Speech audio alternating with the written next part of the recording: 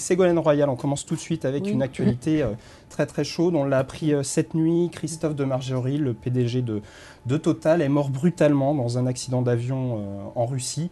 Simplement, quelle image garderez-vous de ce grand patron de la plus grosse ou de l'une des plus grosses entreprises françaises ?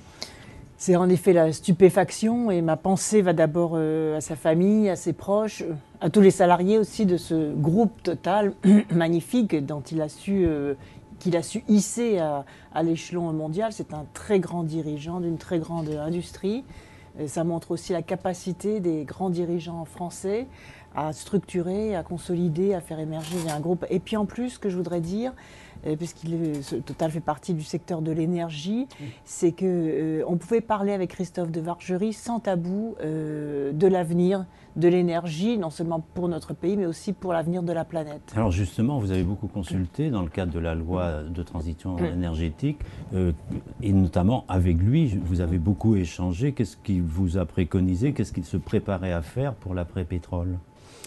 Justement, vous savez, il était à la tête d'une industrie de l'énergie fossile. Et il réfléchissait beaucoup au mix énergétique, à la question des énergies renouvelables, puisque Total aussi investissait dans ces énergies du futur.